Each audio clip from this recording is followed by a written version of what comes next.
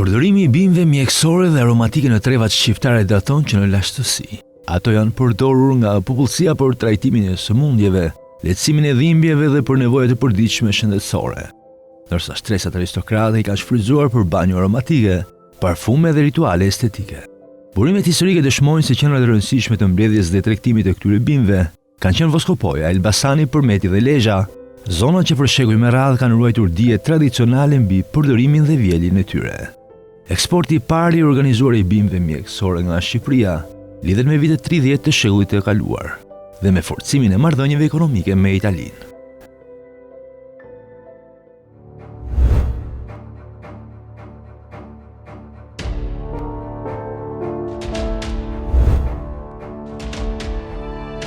Pas përfundimit të luftës së dytë botërore dhe çlirimit të vendit, Shqipëria u përball me nevojën për të rindërtuar ekonominë dhe për të siguruar burimet e qëndrueshme të ardhurash nga eksporti. Në këtë kontekst, bimët mjekësore dhe aromatike u identifikuan shpejt si një pasuri natyrore me potencial të lartë ekonomik, e cila mund të shfrytëzojë pa investime të mëdha kapitale dhe me fuqi punëtore të disponueshme në zonat rurale.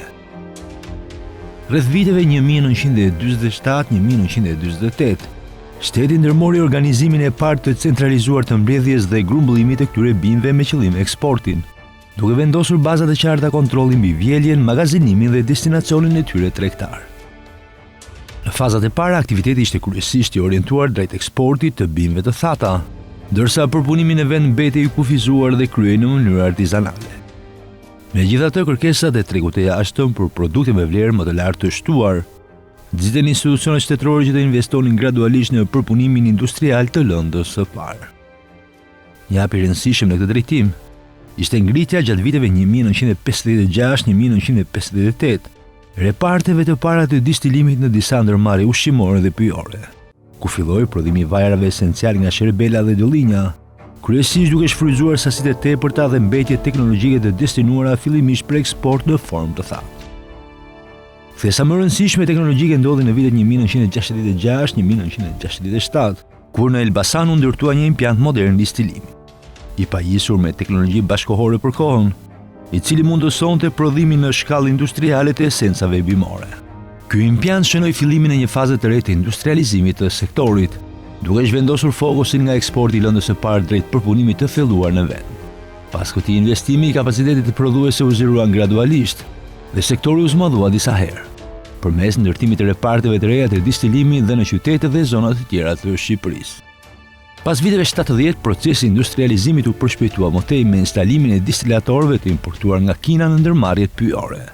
Këta distilatorë shërbenin jo vetëm për përpunimin e bimëve mjekësore dhe aromatike, por edhe për shfrytëzimin industrial të mbetjeve të drurve konifer të sharruar dhe të bimësisë në pyjore, duke arritur ndjeshëm efikasitetin e përdorimit të burimeve natyrore. Si rezultat, prodhimi i esencave bimore për eksport një urritje të konsiderueshme, duke kthyer këtë sektor në një burim të rëndësishëm valutash për ekonominë shqiptare. Në këtë periudhë, sherbela dhe rigoni i bardhë u konsoliduan si produktet kryesore të eksportit, për shkak të cilësive të tyre biologjike dhe kërkesës së lartë në tregjet ndërkombëtare. Krahas tyre, në sasi më të vogla filluan të prodhoshin dhe esencat e tjera, si trumza, mente e egër, zhumbrica, kalaminta, njëmifleqi dhe borziloku, bimë që i përkisnin kryesisht familjes buzore dhe që pasëronin gamën e produkteve shqiptare në tregun e vajrave esencial. Fal këtij procesi të industrializimit, Shqipëria arriti të pozicionohej si një aktor i rëndësishëm në tregun ndërkombëtar të bimëve heterovajore, duke ndërtuar një sektor të integruar që përfshinte mbledhjen, përpunimin industrial dhe eksportin. Ky model i zhvillimit i mbështetur në kontroll shtetëror dhe investime graduale në teknologji krijoi një bazë solide që do të përcaktonte rolin e Shqipërisë në këtë industri për disa dekada me radhë, deri në ndryshimet e thella politike dhe ekonomike të fillim viteve 90.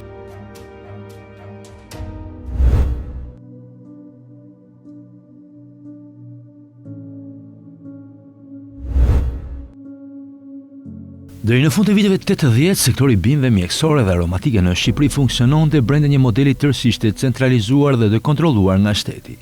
I gjithë zinxhiri i vlerës që nga identifikimi i zonave të mbledhjes, vjelja sezonale, grumbullimi i përpunimit fillestar deri te eksporti përfundimtar, ishte i planifikuar dhe i mbikëqyrur nga institucionet shtetërore. Ky organizim garantonte një furnizim të qëndrueshëm për tregun e jashtëm dhe një kontroll relativisht të rreptë mbi cilësinë dhe sasinë e produkteve që dilnin nga vendi. Instituti i Mjekësisë Popullore me qendër në Tiranë kishte një rol kyç shkencor dhe teknik në këtë sistem. Ai studionte vetit mjekësore të bimëve, hartonte udhëzime për përdorimin e tyre në mjekësinë popullore dhe orientonte politikat e grumbullimit dhe përpunimit, duke ndikuar drejt për drejt në përzgjedhjen e llojeve që do të eksportoheshin. Paralelisht, ndërmarrjet pyjore dhe bujqësore kishin përgjegjësinë për mbledhjen dhe grumbullimin e bimëve ndërmjet kooperativave bujqësore dhe individëve, ndërsa ndërmarrja shtetërore agroeksport ishte i vetmi subjekti autorizuar për eksportin e bimëve mjekësore dhe aromatike jashtë vendit. Ky sistem i centralizuar i dha Shqipërisë një pozicion të rëndësishëm në tregun ndërkombëtar të bimëve mjekësore dhe aromatike, veçanërisht në tregjet e Evropës Lindore, ish Jugosllavisë dhe Italisë. Sipas inventarizimit të vitit 1988, Shqipëria kishte eksportuar mbi 224.000 tonë bimë mjekësore dhe aromatike, si në formë të thatë ashtu dhe tek përpunuar në esenca, duke siguruar rreth $70 milion amerikan të ardhura. Këto shifra përfaqësojnë kulmin e organizimit institucional dhe rolit ekonomik që ky sektor kishte për ekonominë shqiptare para viteve 90.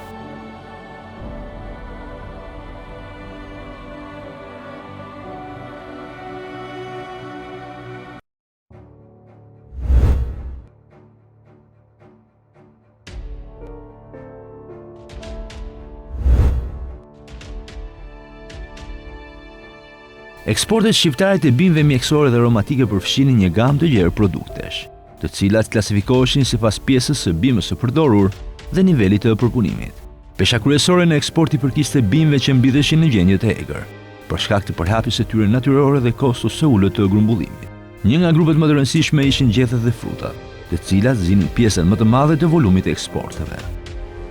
Në këtë kategori përfshiheshin sherbela, rigoni i bardhë, rozmarina, trumza, dafinat, bronica dhe bimë të tjera aromatike, që përdoreshin si në industrinë farmaceutike, ashtu dhe në atë ushqimore dhe kozmetike. Një tjetër kategori e rëndësishme ishin rrëshirat dhe levorët, të cilat eksportoheshin kryesisht për përdorime industriale dhe farmaceutike.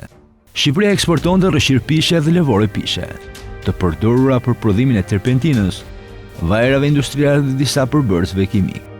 Po ashtu eksportoheshin levorja shelgu dhe e varrit, të njohura për vetit e tyre mjekësore.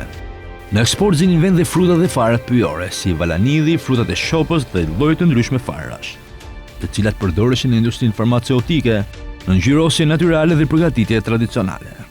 Një peshë gjithnjë më të madhe, sidomos pas viteve 60, filluan të zinin vajrat esencial dhe esencat bimore të prodhuara në impjantet e distilimit.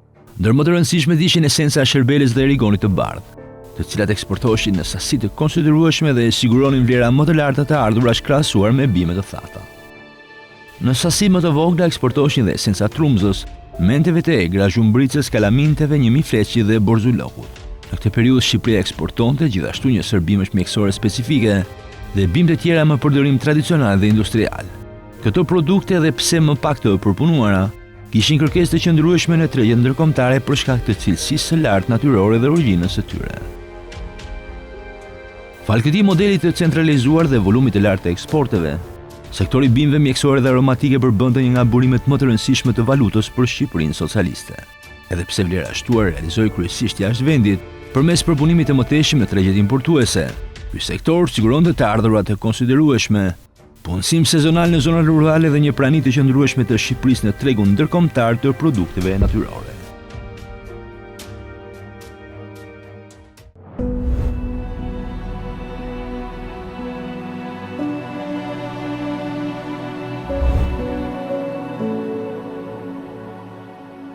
Ndryshimet politike dhe ekonomike që përfshin Shqipërinë në fillim të viteve 90 shënuan një kthes të thellë edhe për sektorin e bimëve mjekësore dhe aromatike.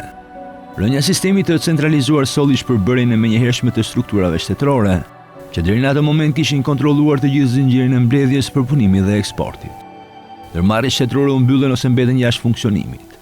Impjantet e distilimit u braktisën dhe rrjeti i organizuar i grumbullimit nëpërmjet kooperativave bujqësore u shpërbë brenda një kohe shumë të shkurtër.